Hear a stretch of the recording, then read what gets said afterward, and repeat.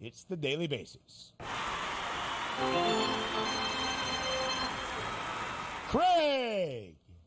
All right, I did it there. Maybe we could have said Cole, as Gerrit Cole made his season debut in 2024 last night in the Bronx against the Baltimore Orioles. Not too bad. 4 innings of work, did pitch into the 5th, but was pulled after allowing a lead off base knock. 62 pitches in total for Gerrit Cole, allowing 2 earned runs. Craig, what did you make of Gerrit Cole's season debut for the Yankees?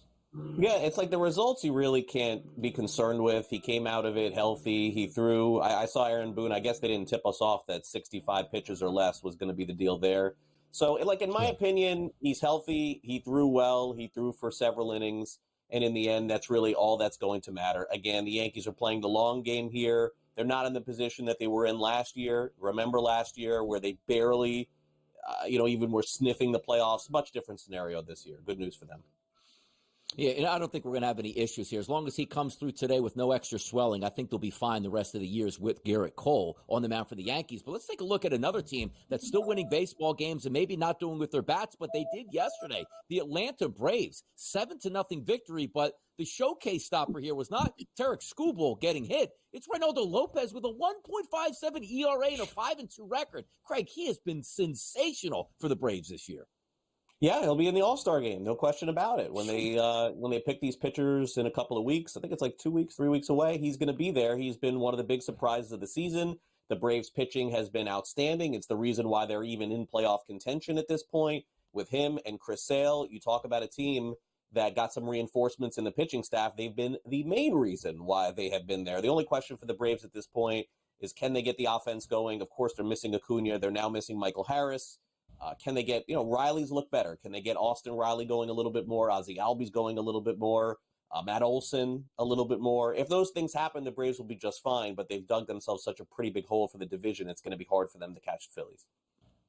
They did sweep the Detroit Tigers in this midweek set in a great outing, as Donnie alluded to, for Reynaldo Lopez. As we focus on pitching staffs here to start off this edition of the Daily Bases, Gerrit Cole in his return, not too shabby. The Yankees did come back and rally yesterday inside Yankee Stadium to force extras against the O's, but Baltimore victorious 7-6 in 10 innings. Craig, only a game and a half separates the Yankees and the Orioles for not only the best record in the American League East within the divisional race, but all of the AL. But Baltimore dealt a blow this week with the news around Kyle Bradish, a member of their starting staff. He underwent Tommy John surgery. Of course, he is out for the remainder of this year. How big of a blow is this, in fact, for Baltimore? And they just keep losing pitchers. They've lost Wells, they've lost Means. Now they lose Bradish, second time in losing Bradish. So, look, I mean, the Orioles are just going to have to make a trade. I mean, there's just no getting around it. They're going to have to add a starting pitcher at the trade deadline. Kudos to them for going out and getting Corbin Burns, who is arguably either the favorite to win the Cy Young or right there with Tariq Skubal. Eileen Skubal, of course, because I picked him before the year. But you could make the case that Burns could be there too. Orioles are going to make the playoffs. They're going to have to play several games. I think they have enough pitching to get through 2 games, but not in a 7-game series. So, guys, I would expect them to add someone. Writing is on the wall at this point, and they're deep enough in their farm system to do whatever they want. So look for that to happen next month. I certainly think they will make some moves also, but let's get to the showpiece tonight in Major League Baseball. 7:15 start from Rickwood Field. It's going to be San Francisco and St. Louis, and I call it like basically a celebration of Willie Mays' life coming down there tonight. There's 2 things I want to ask you. Number 1, how would you feel about the game tonight and how it plays out? And also, number 2, Craig, is Major League Baseball going to do much more of this in the future? Because it looks like the setting is going to be awesome tonight. Yeah, well, they did it at the Field of Dreams, and now they'll head to Birmingham. Yeah. And so before the show, I knew we were going to talk about this, so I reached out to a few people just to ask, like, what is this game going to look like tonight at this field? So apparently, it is the oldest field in baseball. So start with that. I believe they still have wood in the outfield, in the wood fields. It used to be a very deep field, huge dimensions, as you can see in some of the older pictures. They did bring the fences in significantly. And so because of that, I think you look at that total of 8.5, and I think we could be in line for a high-scoring game tonight, like we've seen in the past in London, like we've seen at those Field of Dreams games too. So I think that's why the stage is set for a potentially high-scoring game. Neither of these 2 teams are high-scoring teams. in the Cardinals and Giants. But lately, both teams have been scoring a lot of runs and giving up a lot of runs. So I think that could be the way to look at this as far as a scoring perspective in the game. Historically speaking, some of the greats in the game have come through this park. You can't buy a ticket for this game. They're not for sale all through Major League Baseball. So essentially, yes, I think, Donnie, you're right. It'll be a celebration of Willie Mays. It goes without saying that we talked about this yesterday, how much a fan I am of that. But as far as the actual game is concerned, I think we could be in line for some runs tonight. This is where Willie Mays, the Alabama native, at the age of 17, began his professional baseball career with the Birmingham Black Barons of the Negro Leagues way back in 1948. He is Craig Mish. He'll have plenty more on Newswire starting at 11 a.m. Eastern Time. Craig, we appreciate your time. Thanks for having me. Have a great day. Baseball breakdowns around this 9-game Thursday slate coming your way up next. The marquee matchup in this 9-game Thursday Major League Baseball slate is tonight in Birmingham, Alabama at Rickwood Field. The celebration that tonight's duel will be between the San Francisco Giants and the St. Louis Cardinals. We will preview the actual game, give you some handicapping with some information and knowledge we just got from Craig Mish and the renovations that MLB has done to the field at Rickwood, the oldest professional ballpark in all of the states, founded back in 1910, a little bit later on. That's the marquee matchup in primetime, 7 p.m. Eastern, scheduled first pitch. Only one other game after the sun goes down. That means a ton of day baseball on this Thursday. 7 of them, including this afternoon inside Yankee Stadium. First pitch scheduled for just a few minutes after 4 p.m. Eastern time. Luis, don't call him Lucas Heel, on the bump today against the Baltimore Orioles. Minus 152, the line working in favor of the Yanks. The over-under 8.5. This also the marquee matchup, Donnie, between the two top teams in the American League. Only 1.5 games separates the Yanks in front of the O's. This the rubber match of this 3-game midweek set.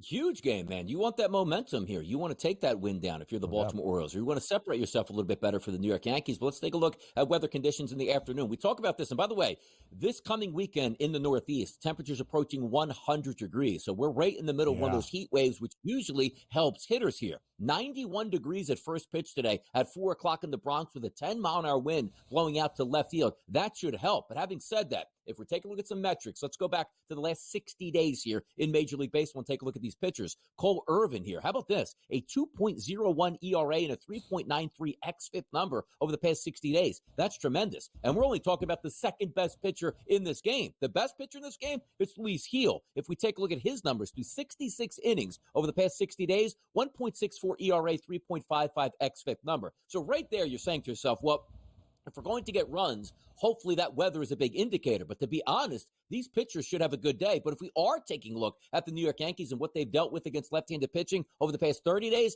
they've been stellar here. And also, it looks like Judge anticipated to be back in the lineup today. We'll see if the Yankees are extra cautious. But the fact that they lost yesterday, you want to bring him back, and he's been smashing left-handed pitching. That lineup sets up really good. If we flip it over to Baltimore against Luis Heel, there are good batters in that lineup. But Heel's been so good that I don't know where those advantages are. So for me, it's probably a Yankees victory. But boy, oh boy, do I wish we had worse pitchers on the mound today, because I think you could get a lot of runs. These two pitchers should keep both of these teams in the ballpark. Hate to see it. Just 8.5 the total today. Game 1 stayed under. Game 2 last night into extras. 7-6 the final in favor of Baltimore did go over. The Twins were the hottest team in the American League. Now that distinction goes to the Boston Red Sox, who have won 5 straight games. But yesterday, the Twins were riding a 6-game win streak. Came to a close in extras as well against the Rays in Minneapolis. 1:11 p.m. Eastern time, scheduled first pitch for this game. The rubber match between the Twins and the Rays. Minnesota booked as a minus 130 home money line favorite, total 7.5. Donnie, what do you like in this matchup? 72 degrees, wind blowing in from right field slightly. So it's not great hitting atmosphere, but not a bad one here. The one thing I do like is you take a look at Zach Littell. And if we look at him over the past 60 days, comes in here with a 5.04 ERA, but a 3.97 xFIP number. So you think he's getting a little bit unlucky. Here's the issue. Take a look at the first 6 batters in the lineup that we're anticipating here for the Twins. Castro, Larnach, Lewis, Kepler, Correa, and Santana. every one of those guys with an ISO power number of at least 174 going up against right-handed pitching over the past 30 days. And if we look at Littell, he's really been hammered, Ben, by left-handed batters to the tune of 237 as an ISO and 409 as a weighted on-base percentage over the past 62 games here. I do think there's a chance for the Minnesota Twins to have a decent day at the plate. Therefore, that's the way I'm going to go today. Slight favorite on the Twins. I think it's the right side there. Another rubber match, including an American League Central team. That's in Cleveland between the Guardians and the Mariners. A dead even pick'em. So we've got a game that will decide who wins the series. And a pick'em right now, minus 108 on both sides. Who gets the win, not only for the game, but this midweek set.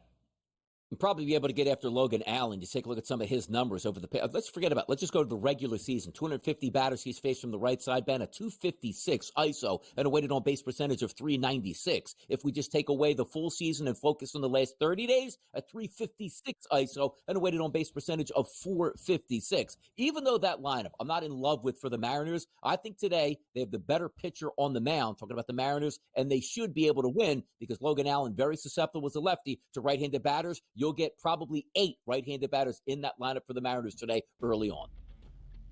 The Mariners have still won 8 of their last 10 games despite getting blanked yesterday by the Guardians. We set the stage for a historic night in Birmingham, Alabama at Rickwood Field. It is a celebration of America's pastime, the total picture of America's pastime tonight at Rickwood, between the St. Louis Cardinals and the San Francisco Giants. It will be a celebration, of course, not only of this game, but of the life of Willie Mays, who passed away earlier this week at the age of 93. He began his professional baseball career as a member of the Birmingham Black Barons of the Negro Leagues back in 1948 at the age of 17 at Rickwood before he joined the New York Giants back in 1951 and became a 24-time All-Star in MLB. And that is where Rickwood Field really stands in the standard of Major League Baseball, of professional baseball in this country. It is the oldest professional ballpark in all of the United States of America, dating back to when it was founded and opened in 1910. We mentioned the history of Willie Mays starting his professional career here, but it's not just that, DRS. On the barnstorming tours, we saw some of the greats to ever lace them up on a diamond make a stop in Birmingham at Rickwood Field. So tonight is a celebration when the Giants and the Cardinals square off. Before we dive into the handicap that we'll get to by looking at the odds in just a moment, what do you expect the atmosphere to be tonight in Birmingham? Yeah, and again, we're going to focus a lot on the gameplay itself, but really the fun part is the historic nature of this event all the way around. It's an older ballpark coming back to life to welcome back Major League Baseball players, which, quite frankly, back in the day were shunned from playing Major League Baseball. So coming full circle, I think, is really interesting. And also, yes, we'll watch the game and probably have wagers on it, but the pomp and circumstance around this game, which I'm sure is going to take place at least an hour before the game, bringing out some of the old stars there who used to play in that ballpark, and then handing that torch over to the regular Major League Baseball players. It's going to be great. And also how this ballpark is going to hold up, because the one thing we don't talk about enough here is Major League Baseball players are used to the best of the best. Do you think we're going to have fantastic locker rooms for this game? No. Do you think you're going to have the best facilities? No. Is the field going to be pristine? Now, you know Major League Baseball has been working on this a while. It will be. But just the optics of it, where you're playing in the backdrop here, is not that normal stadium backdrop. You also have to keep in mind the lights, certainly not going to be as high as what they would be in Major League ballparks. Remember going back to high school, like, hey, man, that guy hit a pop fly above the lights. I lost it there. You don't have that in ballparks these days. Maybe you have that tonight. But I'm just interested to see how the baseball field plays, but more importantly, again, the history lessons we're going to get and the pomp and circumstance of the superstars coming back to this field. That's going to be well worth the price of admission. And Major League Baseball started to renovate Rickwood Field back in June of 2023. Those renovations, including moving the dimensions of the outdoor fence, as Craig Mish told us, it's pretty much all wood, so they've added some padding. They've made the field standards up to an MLB ballpark level. They have renovated the dugouts, all of that. But one of the beautiful things about baseball, still in this modern era, with the evolutions we have seen in the sport, which is a very good thing, is the nostalgia in the fact that baseball is America's pastime, and it will be a celebration of that total pastime tonight. Now on to the actual game itself. It's the St. Louis Cardinals and the San Francisco Giants. The Cards a very slight favorite, minus 116 on the money line. The over-under is 8.5. Craig told us about some of those renovations. Used to be a much larger ballpark, now a shorter ballpark in terms of those dimensions. What do you think the actual game will look like after first pitch tonight? Yeah, I think it's going to be, they'll settle into it because, again, it's still baseball. The dimensions are going to be fine. It's not as if you're playing on a field that you've never seen before. Like, wow, I never knew center field could be 475 feet. Like, no, they're going to be somewhat of what you're going to anticipate and expect. But having said that, it's still a different optic because both teams are away teams here. These pitchers have never pitched on this backdrop in Major League Baseball, so it should get interesting. And also keep in mind, take a look at Keaton Wynn on the field. Last 60 days as a pitcher, if we're looking at the card today, 18 total pitchers because there's not that many, but over the past 60 days with at least 10 innings pitched, he actually doesn't have bad analytical numbers. He's actually number 4 on the card. You say, Donnie, that's great with a 3.87 xFIP number. But how about this? In ERA, Ben, for the last 60 days, 8.51. And you take a look at some of these other metrics that we love to use. Last 47 batters over the past month. How about a 310 ISO and a 391 weighted on base percentage? You should get a good hitting lineup tonight for St. Louis to respond. But it's a question of what do you trust more? What are your eyes telling you? Hey, every time I tune in, this guy's giving up runs. Or is it those, man, he's just getting a little bit unlucky because that's what those analytical numbers are telling you. Palante on the opposite side, last 30 days for him, 73 batters, an 062 ISO and a weighted on base percentage of 305. So from a pitching perspective, I'm probably going to lean more from a St. Louis standpoint than I will the Giants here. I just maybe don't trust these pitchers as much as I should. So therefore, I'll just lean St. Louis here. Both teams below 500. The Cards looking for that win tonight that would put them back at the 500 level, 36 and 37. The Giants 3 games below that mark. This is technically the start of a 3-game weekend set between the Giants and the Cards. They have a day off tomorrow. They go to St. Louis for 2 more games under the arch on Saturday and Sunday afternoon. A 9-game Major League Baseball slate where the focus in prime time is this one at Rickwood Field. There's one other game later this evening in Southern California between the Padres and the Brewers that we'll talk about in just a moment, but a ton of day baseball, and that includes the 4th and final game at Coors Field. A lot of offense this week between the Dodgers and the Rockies, and a total of 12 today at Mile High. Does the scoring continue?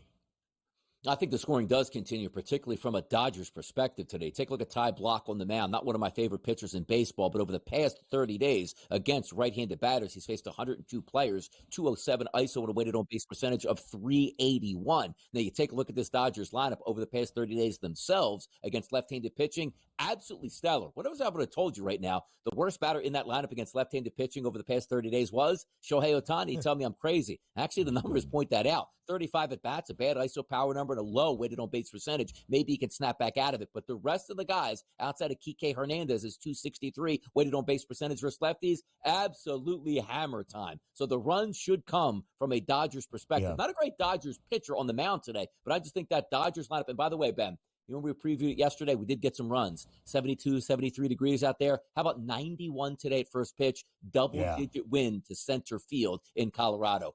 We should get some hitting here from the Dodgers. A heat wave across the states, and although Shohei hasn't been great against lefties, he's been great as of late. 8 RBIs in the last 4 games for the Dodgers. More MLB previews up next.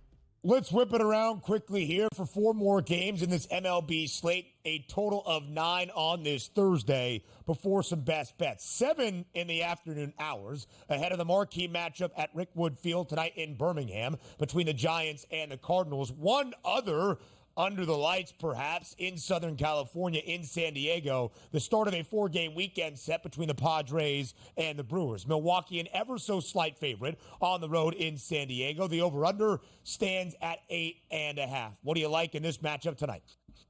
Runs, baby. That 8.5. We should get 9. And also, you're talking about not a true hitter's ballpark. Temperatures typical in San Diego at night, 69 degrees, light wind blowing in from left field. But let's take a look at these pitchers. If we had, once again, 18 pitchers on the card over the past 60 days, minimum of 10 innings pitched. Take a look at this. Pitcher number 17, Bryce Wilson. Pitcher number 18, Adam Mazur. So how about that? 2 pitchers that are struggling going up against not so great lineups, but that's where you're going to test it and say, you know what?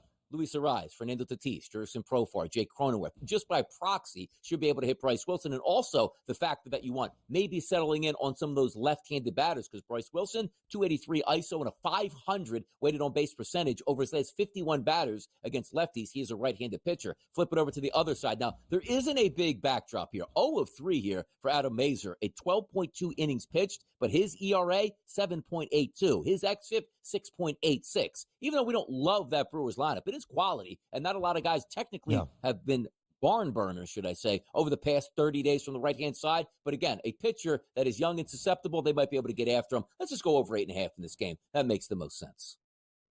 Not a far trip for Milwaukee. They won the midweek set against the LA Angels in Anaheim. Now we go to the south side of Chicago. The White Sox hosting the Houston Astros in the rubber match. The Stros, a favorite, minus 172 on the road in Chi-Town. Total of 9. Who wins this midweek series?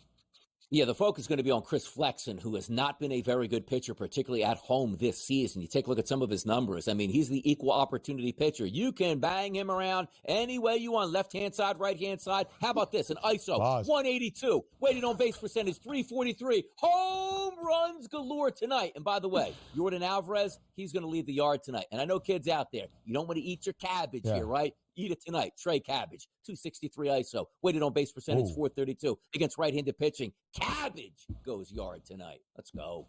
If this was inside the NBA, a lot would have been stopped right there in the way that you described. What'd you say, Chuck? Chris Flexen. What'd you say?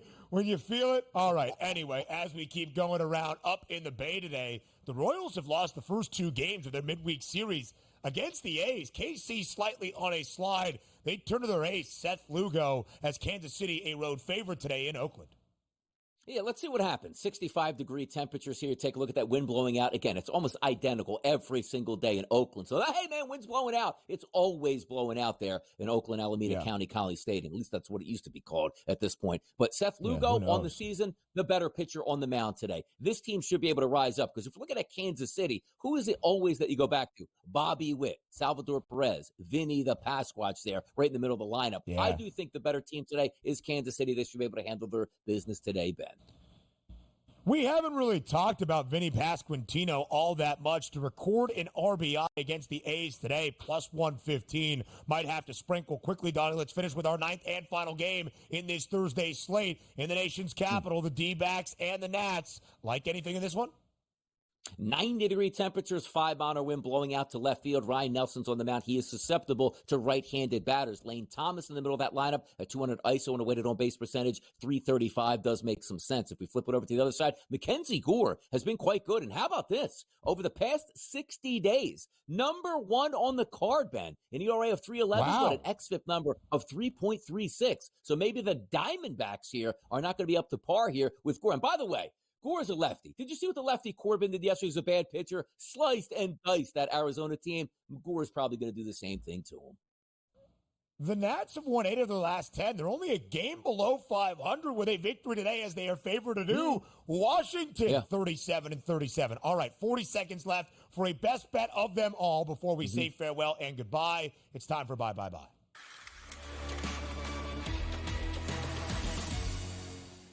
We wanted to give you all 9 games in MLB, so what is the best bet on this Thursday? Yordan Alvarez to record an RBI. Just told you it's a minus 105 price, which tells you he should be getting it done. Yordan Alvarez, RBI. Let's go.